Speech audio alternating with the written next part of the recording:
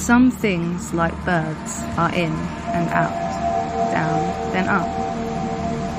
And in one moment they sweep in with magnificence, calling you special for being their observer, making you feel like the world is about to change, like they bring a secret just for you, that you are the one, that your luck's gonna change, that you're blessed, you're gentle and patient, you are Noah.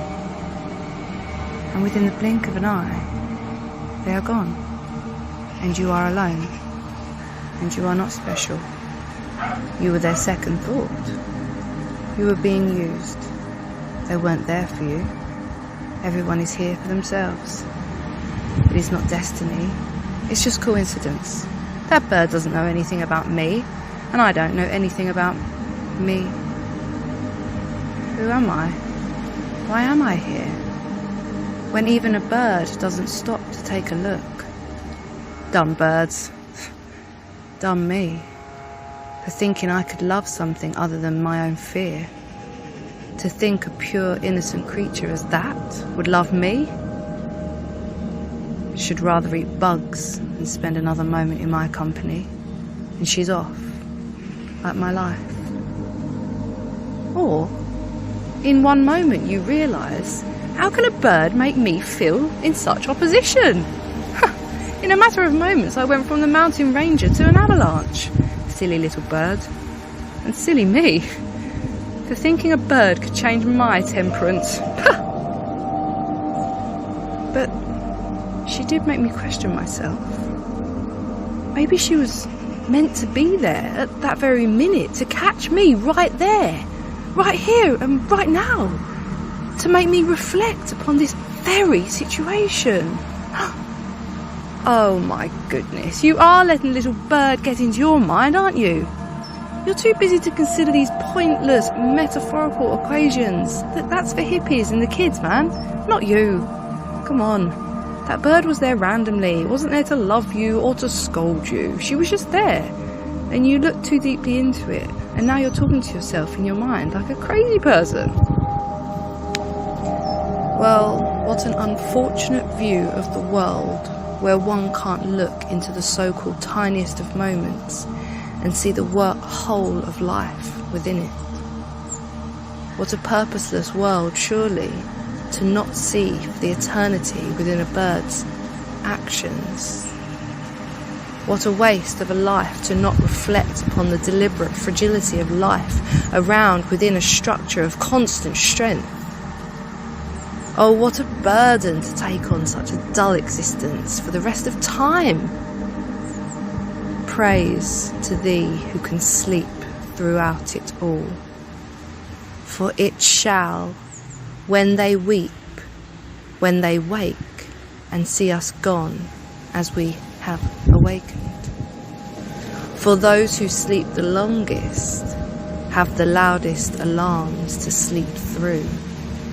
Until they are so late for the party, they have to wait until next time.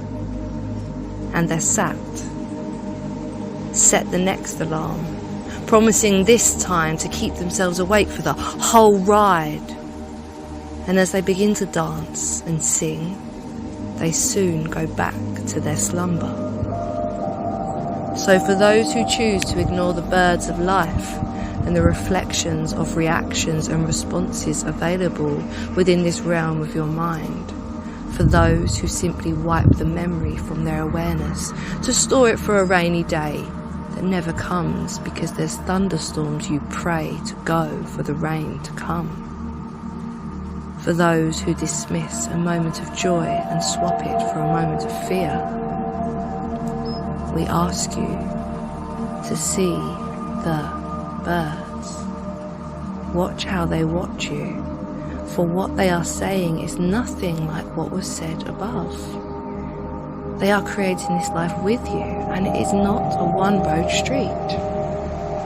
My goodness, she looked at me, a tiny little bird. She glanced and looked at me like she felt I was the most important bird in the entire universe. That I as it. It's like my whole life was leading up to that point for her to look at me and acknowledge my being. So I jumped in excitement And she didn't look where I'd landed. I could still see her, but she couldn't see me. She didn't try, and she looked so sad. I realised then the doubt in her eyes of me and of herself. And in doubting us, she made me doubt me. So I shuddered with fear, as the magic we first shared was a lifetime in the making, and to see that she gave that all away for an unexpected meeting, instead of a spontaneous one that we were aligned to unite at. She doubted the whole divine plan in that moment. So I flew so far until I realised I need not fly from her. She is me, and I am her, and she is never really in doubt, as I cannot be, as we are hurting each other by maintaining the distance and this idea. We are equal in this matter. I must overcome the doubt, for her to see that I am not doubtful. Maybe I flew too quickly away. I could have tried again. It's no one's fault. And by us uniting in this matter of doubt or divinity, surely if we can overcome doubt together, we can reside in the long-awaited divine kingdom. I can't go without her, and she can't come if she doubts me. So we are in this as one. And the one spoke with love to sit within them both, and danced and flew and sang the tune of unity. I am all. I affect the all, as I am the all. There is no pain in another that is not reflected back to all else. There is no beauty dedicated to an individual that does not hold beauty in all else. Co-creation is about the unity of the reflection offered from one to another. Co-creation is about the unity of the reflection offered from one to another. That is divine creation. The reflection to highlight each and therefore the all. The two friends united. They looked deep into their eyes, and in there they were very surprised, for it was not the friend they had been doubtful of. It was themselves reflections in the other's eyes. It was in doubt of their individual love.